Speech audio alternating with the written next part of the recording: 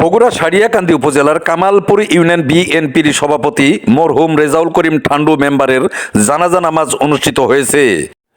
৮ April রোজ বুধবার রাত ৯টার দিকে মরহুম রেজাউল করিম ঠান্ডু তার নিজ বাসভবনে মৃত্যুবরণ করেন।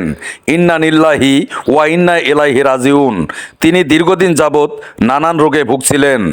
৯ এপ্রিল রোজ বৃহস্পতিবার বাদ জোহর বিবিরপাড়া জে ইউ দাখিলি মাদ্রাসা মাঠে তার জানাজা নামাজ অনুষ্ঠিত হয়। মরহুম রেজাউল করিম ঠান্ডু মেম্বারের জানাজা নামাজ উপলক্ষে সংক্ষিপ্ত স্মৃতিচারণমূলক আলোচনা সভা অনুষ্ঠিত হয়। এতে বক্তব্য রাখেন বগুড়া জেলা বিএনপির সিনিয়র সহসভাপতি, সোনাতলা উপজেলা বিএনপির সভাপতি ও নবনিযুক্ত বগুড়া জেলা প্রশাসক মোহাম্মদ এ.কে.এম. আহসানুল তৈয়ব জাকির।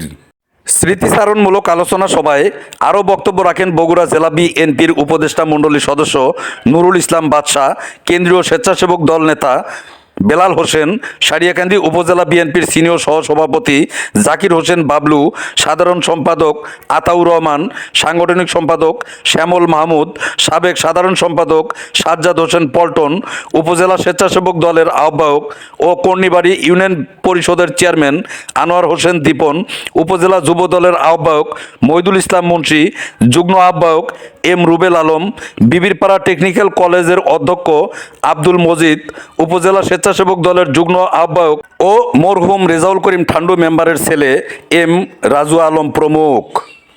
এ সময় নবনিযুক্ত বগুড়া জেলা প্রশাসক এ.কে.এম. আহসানুল তৈয়ব জাকির তার বক্তব্যে বলেন, পাওনার কথা বলেছেন ওনার পরিবার থেকে।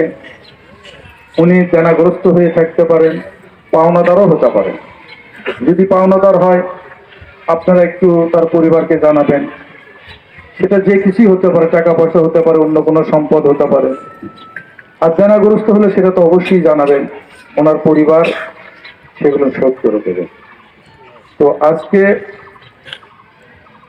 ওনার এই অভাবটা আমরা যখন আসতেছিলাম আমাদের মধ্যে আলোচনা হচ্ছিল যে কত দুঃসময়ে উনি বিএনপির হাল ধরেছেন, যে সময়টা বিএনপির আর কোনোদিন আসবে কিনা সন্দেহ।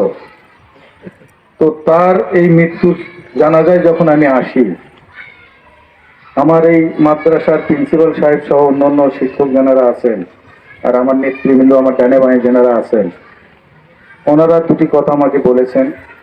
একটা হলো এখানে অনেক লোকের জানাজা হয় কিন্তু নামাজ পড়ার জায়গা নেই। নামাজ পড়ার একটা মসজিদ আছেন কিন্তু মনে হয় বাংলাদেশের মধ্যে সবচেয়ে দুরবস্থা। খালি সারিয়াকান্দি নয়, দেখেন আপনাদের এই পাশে দেখেন, এটা কোনো মসজিদের ঘর হতে পারে না। কারণ কিতাবে আছে এই মসজিদ আল্লাহর ঘর, তুমি যে ঘরে বসবাস তো অথম। এত খারাপ মনে হয় কারো বাড়িও না এখানে আছে। এটা ভালো হওয়া দরকার। আমি আপাতত জেলা পরিষদের পক্ষ থেকে 3 লক্ষ টাকা এই মসজিদটা ভালো করার জন্য আপাতত দেবো, পরে ইনশাল্লাহ আবার দেখবো। আর এখানে কিছু বলেছিলেন একটা মাঠে, ঈদগাহ মাঠের কথা। আসলে ঈদগাহ মাঠ প্রতি আমি খুব বেশি ইন্টারেস্ট হই না, কারণ বছরে মাত্র 2 দিন 2 ঘন্টা কাজে লাগে। তো তারপরেও যেহেতু সবাই বলেছেন, ওখানে জেলা পরিষদ থেকে 1.5 লক্ষ টাকা দেবো। আর এখানে অনেক কৃষক আছেন। আমি একটা কথা বলি, যারা মাঠে দেখেন, আমরা এখানে 15-20 মিনিট কিন্তু থাকতে পারছি না। অনেকে মনে হচ্ছে যে আমাদের কথা হয়তো বিরক্ত মনে হচ্ছে, এটাই স্বাভাবিক। যদিও কি এর মধ্যে দিনে এর চাইতে লক্ষ কোটি গুণ বেশি তাপ হবে, সেটা সহ্য করতে হবে আমাদের। তো আমাদের এখানে বিশেষ করে চর অঞ্চলে এই জিনিসটা বেশি। ধুধু আমরা বলি পাথার, আপনারা কি বলেন? পাথার। মানুষ কাজ করে কৃষকেরা, কিন্তু একটু ছায়া পায় না, কারণ চরের মধ্যে তো গাছ গোছালি আর পাতারে ওরকম থাকেও না। আপনারা যদি এক টুকরো জমি দেন তাহলে আমরা সেখানে একটা শেড করে দিতে পারি, যেখানে কৃষকেরা কাজের মাঝে মধ্যে বসতে পারবে, রেস্ট নিতে পারবে। এরকম যদি 2, 4, 5, 10টা লাগে এই সারিয়াকান্দি উপজেলায়, দয়া করে আপনারা যোগাযোগ করলে, কারণ জায়গা তো আমরা পাবো না, শুধু জায়গাটা আমাদের লোকেশন দিলে আমরা একটা ভালো শেড করে দেবো। পারলে পানির ব্যবস্থা কিন্তু সেটা রাখা যাবে কিনা এটা নিয়ে আবার একটু গবেষণার বিষয় আছে। পানির ওই জিনিসগুলো রাখা যাবে কিনা। সুপ্রিয় পানি থাকলে হয়তো আরো একটা ভালো লাগতো।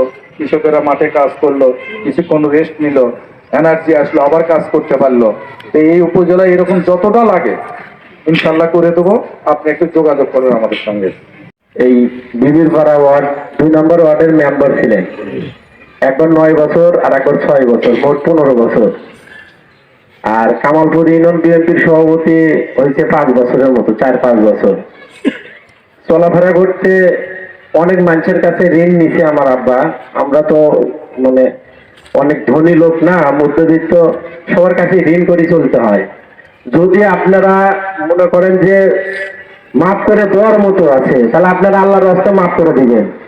আর যদি মনে করেন না, তাহলে আমাকে বলবেন। আমার জেঠাতো ভাই মমিন আছে, আমার ভগ্নিপতি ফরাদ আছে, পুদু ভাই আছে, জিয়া ভাই আছে, দোলন ভাই আছে, টিক্কা ভাই আছে, যাদের কাছে বলবেন ভাই, এদেরকে না বলে সাধারণ মানুষের কাছে বললে, তাই যদি আমার কানে দেয়, আমি চেষ্টা করবো আপনার ঋণ পরিশোধ করার জন্য।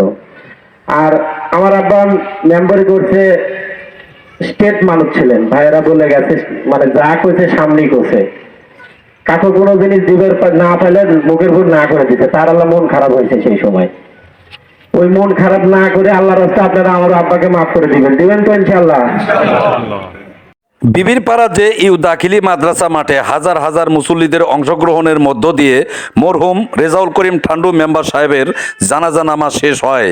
এরপর পারিবারিক কবরস্থানে দাফন সম্পন্ন করা হয়। এ সময় বিএনপি ও অঙ্গ সংগঠন সহ হাজার হাজার মুসল্লি উপস্থিত ছিলেন। মাইনুল হাসান মজনু, পল্লী নিউজ টিভি, বিবিরপাড়া জেউ দাখিলি মাদ্রাসা মাঠ, সারিয়াকান্দি, বগুড়া।